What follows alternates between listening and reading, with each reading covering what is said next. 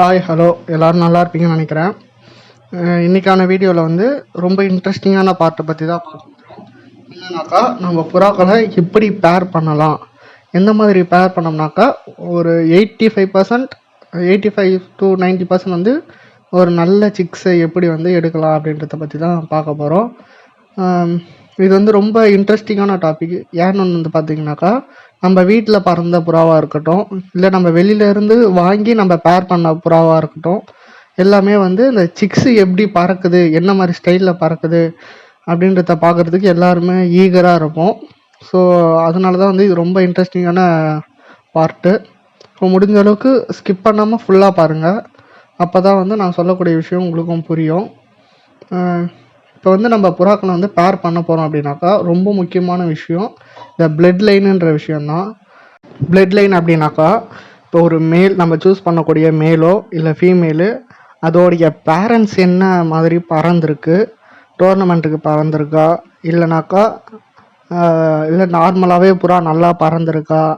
ஏன்னு வந்து பார்த்திங்கன்னா ரொம்ப நல்லா பறக்கிற புறாவை வந்து டோர்னமெண்ட்டை தவிர்த்து ப்ரீடிங் கோசரம் வச்சுப்பாங்க. ஏன்னா அதோடைய லைனேஜ் வந்து நல்ல லைனேஜாக இருந்துச்சுனாக்கா ஒரு சிலர் பறக்கவே வச்சு பார்ப்பாங்க. அப்படின்னா ஒரு பேர்டை வந்து சின்னதுலேயே பார்த்து ரக்க வெட்டி ஸ்டாக் பேர்டாக வச்சுருவாங்க. அந்த மாதிரி இருந்துச்சா என்ன எதுன்றத பார்க்கணும். இன்கேஸ் அந்த புறா வந்து பறக்க வச்சு பார்த்துருந்தாங்க அப்படின்னா அது என்ன டைம் பண்ணியிருக்கு, அதோடைய சிஸ்டர்ஸாக இருக்கட்டும் பிரதர்ஸாக இருக்கட்டும் என்னென்னலாம் பண்ணியிருக்கு அப்படின்றத நம்ம அது எல்லாமே தெரிஞ்சு நம்ம பேர் பண்ணும் போது நம்மளுக்கு ஒரு நல்ல ரிசல்ட் எதிர்பார்க்கலாம். நம்ம அதுக்கு வந்து நம்ம ஸ்பெண்ட் பண்ணக்கூடிய டைமுமே நம்மளுக்கு நல்ல டைமாக இருக்கும். நல்ல டைம்னாக்கா ஒரு நல்ல ரிசல்ட்டை நோக்கி நம்ம போகக்கூடிய சான்ஸ் வந்து ரொம்ப அதிகமாக இருக்கும்.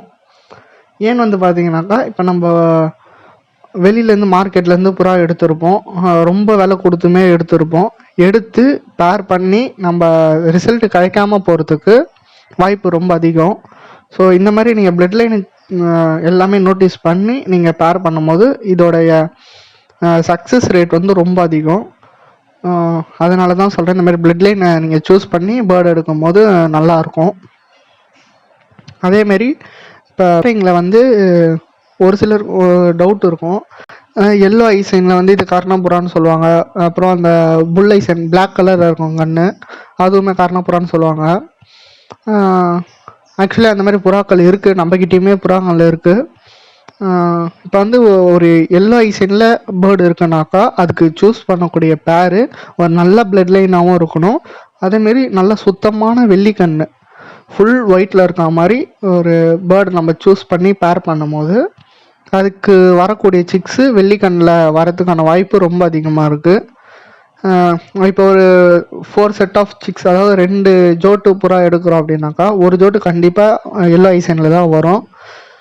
நீங்கள் அந்த எல்லோ ஐசைனில் வந்த பேர்டுமே நீங்கள் பறக்க வச்சு பார்த்து புறா நல்லா பறக்குது நல்லா பெல்ட்டி அடிக்குதுன்னும் போது நீங்கள் அதை ஸ்டாக் பேர்டை வச்சு நீங்கள் அடுத்தடுத்து வரக்கூடிய பேரிங்கில் நீங்கள் அதை செட் பண்ணிக்கலாம். ஸோ அந்த மாதிரி நீங்கள் புல் ஐசனாக இருக்கட்டும் எல்லோ ஐசனாக இருக்கட்டும் இந்த மாதிரி நீங்கள் மாற்றி புறாக்களை போட்டு எடுக்கும் போது நம்மளுக்கு நல்ல சிக்ஸ் எதிர்பார்க்கலாம். அதேமாரி இன்னும் ஒரு சிலர் வீட்டில் நீங்கள் பார்த்துருந்தீங்கனாக்கா மேலும் புல் ஐசைனில் தான் இருக்கும், ஃபீமேலும் புல் ஐசைனில் தான் இருக்கும்.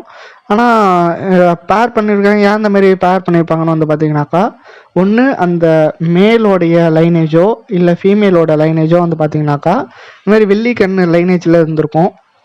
அது அந்த ஒரு பேர்டு மட்டும் அதோட தாத்தா பாட்டி இல்லை அதோட தாத்தா பாட்டி அந்த லைனேஜில் வந்து இறங்கிட்டு இருக்கும். ஸோ அந்த பேர்டை வந்து ஸ்டாக் பண்ணி வச்சு அது இந்த மாதிரி பேரிங்க்கோசரம் யூஸ் பண்ணிப்பாங்க. இப்போ வந்து நம்ம பிளட் லைனை சூஸ் பண்ணி நம்ம பேர்டு எடுக்கும்போது அவ்வளோவா வந்து அந்த ரொம்ப டெப்த்தாலாம் புறாக்கள் வந்து நோட்டீஸ் பண்ண மாட்டாங்க. ஓரளவுக்கு கண் வெள்ளிக்கண்ணில் இருக்கா, அதோட பீக் கலரும் நெயில்டு கலரும் ஒன்றா இருக்கா, இந்த மாதிரி ரொம்ப கம்மியான விஷயத்தை பார்த்து புறா வந்து எடுத்து பேர் பண்ணிவிடுவாங்க. ஏன்னு வந்து பார்த்திங்கன்னா அதோட பிளட் லைன் நல்லா ஸ்ட்ராங்காக இருக்குது அப்படின்னும் போது நம்ம வேறு எதுவும் அந்தளவுக்கு டெப்த்தாக பார்க்க வேண்டிய விஷயங்கள் இருக்காது. ஸோ அதனால தான் வந்து இந்த பிளட் லைன் ரீதியாக புறாக்களை எடுத்து பேர் பண்ணுவாங்க.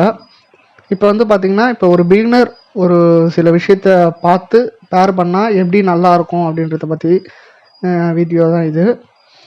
இப்போ வந்து பார்த்திங்கனாக்கா ஒரு மேலு ஒரு ஃபீமேல் நம்ம சூஸ் பண்ணுறோம் அப்படின்னாலே அதோடைய அது பார்க்க வேண்டிய விஷயங்கள் என்னென்னு பார்த்தீங்கன்னா, முதல் விஷயம் இந்த டெய்லியும் ஃபெதர்ஸ் இருக்குது பார்த்தீங்களா, ப்ரைமரி ஃபெதர்ஸு அதையும் நம்ம வச்சு பார்க்கும்போது இந்த டெய்லுக்கு ஈவனாக இருக்கணும். அந்த மாதிரி இருந்துச்சுன்னா அது ஒரு நல்ல பேர்டு.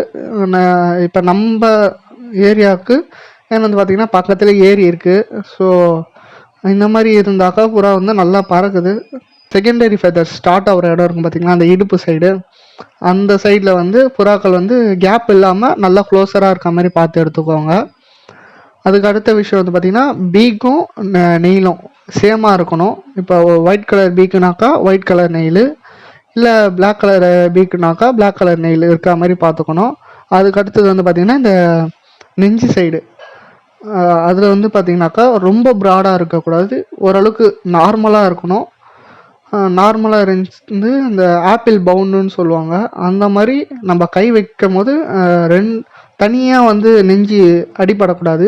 அதோட ரெக்கை அதோட நெஞ்சு ரெண்டுமே ஈக்குவலாக இருக்க மாதிரி இருக்கணும். அதுக்கு அடுத்தது வந்து பார்த்திங்கன்னா அதோட நிற்கிற ஸ்டைலு. இப்போ ஒரு பேர்ட் நிற்கிதுனாக்கா நல்லா கம்பீரமாக, ஒரு மேலாக இருக்குன்னா ஒரு நல்ல ஒரு கம்பீரமாக நிற்கணும். அப்படியே ஸ்ட்ரெயிட்டாக இருக்கும். அதோடைய பீக்கும் அதோடைய நெயிலும் வந்து பார்த்திங்கன்னா ஒரே ஸ்ட்ரெயிட் லைனில் இருக்க மாதிரி இருக்கும். அந்த மாதிரி பேர்ட்ஸ் கிடச்சதுன்னா நீங்கள் கண்டிப்பாக எடுக்கலாம். அதுக்கடுத்து வந்து பார்த்திங்கனாக்கா அதோடைய டெயில் பேலன்ஸ் வந்து எப்படி இருக்கணும்னா, மேலுக்கு சிங்கிள் டெயிலில் இருந்துச்சுன்னா போடக்கூடிய ஃபீமேலு நல்லா ஓப்பனிங் டெயிலில் இருக்கணும். அப்படி இல்லைனாலும் ஓரளவுக்கு சிமிலராக ஓப்பன் பண்ணுற மாதிரி இருக்கணும். அந்த மாதிரி இருந்துச்சுன்னா நல்லாயிருக்கும் பேர்டு.